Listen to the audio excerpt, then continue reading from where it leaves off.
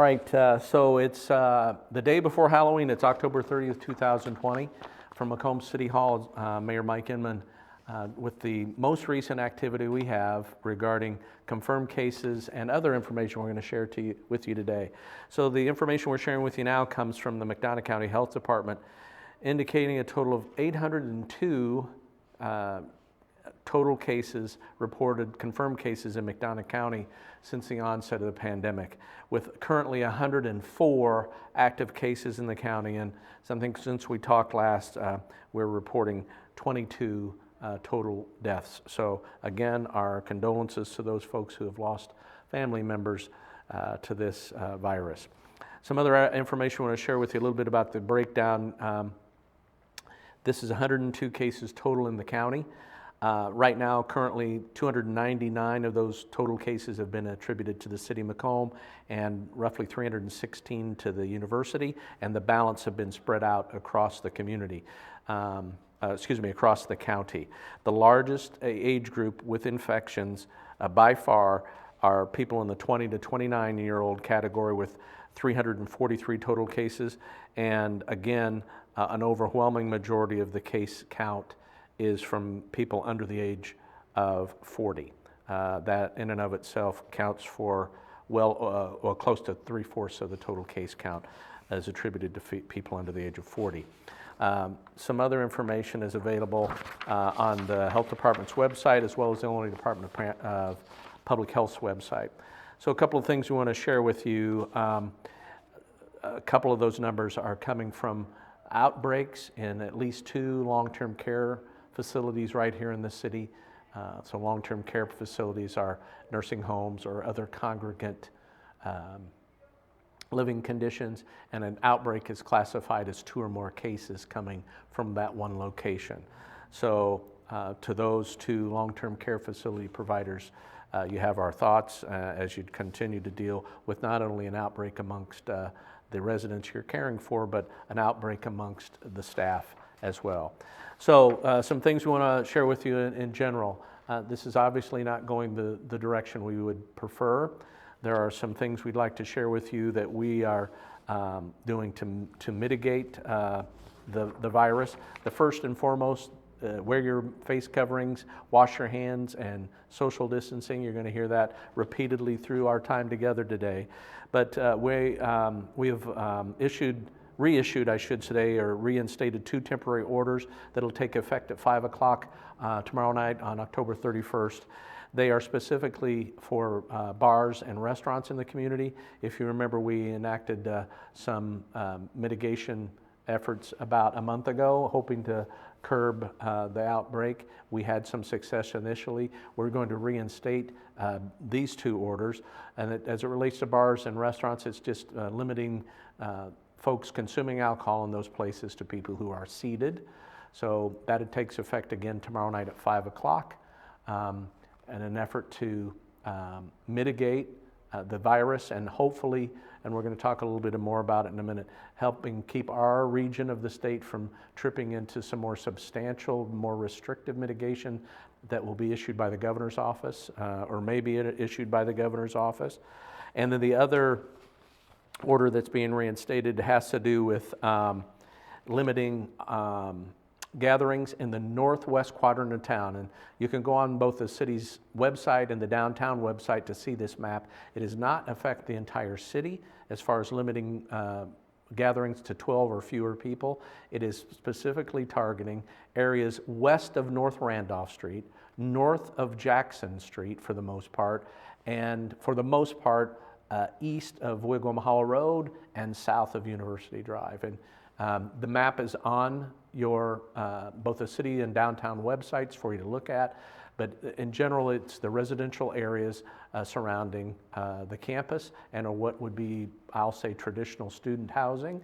And again, not doing this to harm anyone. As a matter of fact, we're doing it to ensure the safety of primarily the community, but also students that come here with the expectation that they're going to be safe and be in a safe environment. So both of those orders were released about 2.5 hours ago. Both of them will take effect starting at 5 o'clock tomorrow, and they will be in place through the 28th of November. We would encourage folks to make themselves aware of what's we're trying to do here. Again, we're I think at this moment, the only region in the state. Region 2 is what we're in. We're not lumped in the same region with Quincy, by the way. That's a different region. They are already under, or will be under, some very limiting, restricting mitigation issued by Governor Pritzker, where we're not there yet. Our attempt by issuing these orders today is to help stave off those additional, more restrictive mitigation efforts that would be imposed by the governor and the Illinois Department of Public Health on our region. So far, we're holding out, and it has to do with positivity of testing. So currently, the county is just under the threshold. The threshold for instigating additional mitigation by the governor and the Department of Public Health at the state level is 3 consecutive days of 8% or higher positivity test results. We're not there yet. We're hovering right around 7.8, 7.9. So is the region. If and when we were to trip 3 days of 8% or greater positivity ratings, then I would expect the governor will do what he's done and the balance of the state and issue those additional mitigation, which is more restrictive. And we're not under it now, but I just share with you what the possibility might be is no indoor seating for bars, no indoor seating for restaurants. And quite honestly, we know already that particularly our locally owned bars and restaurants have suffered a great deal of hardship under this pandemic. And we very much feel and understand the pressures that they've been under. We're understanding of that. We're grateful for the efforts that they've put in so far. We still need to support them no matter what. We need to support our business in general, but our particularly locally owned restaurants and bars need our support. This is one way to do it, to ensure that when you're out and about in these buildings and enjoying their services, that you're wearing your face mask in compliance with the mandates, that you're including social distancing, and that you're washing your hands. It's really critical, not only to ourselves, but these businesses, that we abide by that, because that's truly the only way we have right now of mitigating this on a large scale, this pandemic. So let's do our part. Let's do our very best to keep them from suffering any more financial hardship because of this pandemic, and try to stave off these additional restrictive mitigation efforts as long as we can. So again, those orders will take effect tomorrow at 5. It's our attempt, one last attempt, to do our part from the unit of government standpoint, but we're still reminding everyone that yes, you still need to be wearing a face mask, yes, you still need to be social distancing, and yes, you need to be washing your hands frequently to not only ensure your well-being, but the greater well-being of our community. So as we talk a little bit more about that, the MDH drive-through testing facility remains open, so please, those dates and times are appearing on your screen now. There'll be hours over the weekend that you can also avail yourself of testing. While you're there, consider submitting to getting your flu shot. It's very important that, again, we're getting right into the heart of flu season in the next 2 to 3 weeks. We're going to be starting to enjoy some holidays in the next 3 to 5 weeks.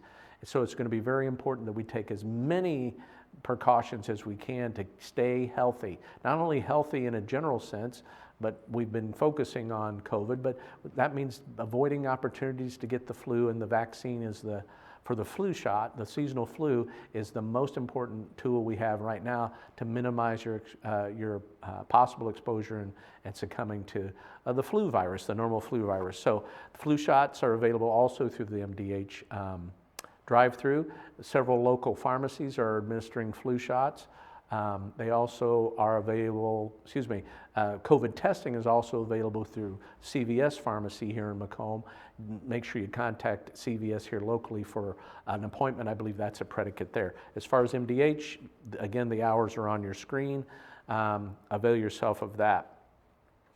We'd also like to remind you that as we're talking here on Friday, tonight and tomorrow, Saturday, are set aside as Halloween trick-or-treating nights here in the city. So that's from 6 to 8 tonight And tomorrow, that's Friday and Saturday. Some of you won't maybe see this timely enough to realize that maybe Halloween's come and gone by the time you see this. But reminder, there are safe trick-or-treating guidelines supported by the Illinois Department of Public Health on the city's and the downtown website page. So, a little extra precaution on Friday and Saturday night of Halloween weekend to make sure that you're enjoying all those young people trick-or-treating, but you're also keeping you and them safe when you're encountering them. Also this weekend, we'll be reverting to standard time. So Sunday night when you go to bed, you'll have the opportunity to get an extra hour of sleep. We all will. You'll turn your clocks back. The official time changes at 2 a.m. Sunday morning. And we'd also like to remind you that if you're one of the, almost 400 people here in McDonough County that have totally recovered from COVID, the 400 plus, that you make yourself available for convalescent plasma donation. That information is available at the Mississippi Valley Regional Blood Center. That information is at the bottom of your screen now. And our most recent conversation with the administration at the hospital, they've indicated two things: that yes, there are COVID positive patients, inpatient, getting treated in MDH now.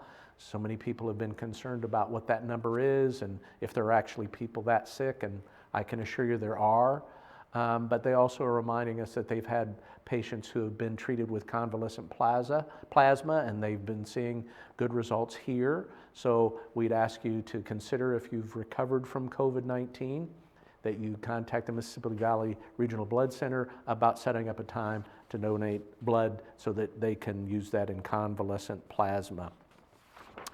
So a lot to share with you today. I would tell you that our efforts are still geared towards positive change here in the community. I don't think it is an absolute inevitability that we are going to be faced with a mitigation down the road. I think there is a possibility for us to stave that off for some more, but it is all based on our behavior. I would encourage everyone to do the very best they can. I would remind our local business owners to do their part in enforcing the mask usage in their businesses while they can remain open. That's retail, service, bars, restaurants.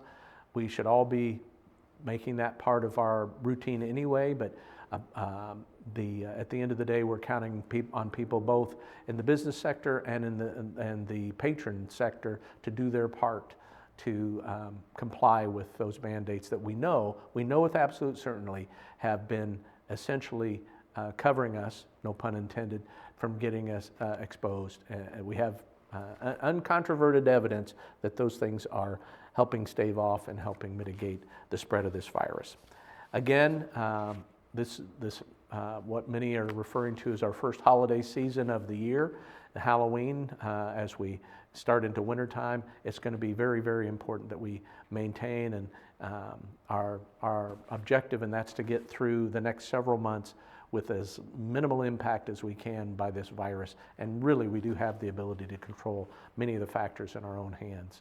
So I would encourage you to do that, and also encourage you to continue to be mindful of those folks that are still homebound and suffering, maybe disproportionately from the effects of the pandemic and mitigation and strategies to curb the spread. Keep those folks in your thoughts and prayers, and reach out to them either by phone or, if you can do it safely, in person. Make sure they're doing okay, and when I say okay, I mean both physically and mentally. And would encourage you that if you're having any difficulties with your mental well-being, that you please reach out to a trusted friend and explore the possibility of getting professional help in dealing with what many of us are dealing with, and that's this thing called COVID-19 and the stress it has brought on. So for now, that'll do it, and we'll look forward to seeing you again soon.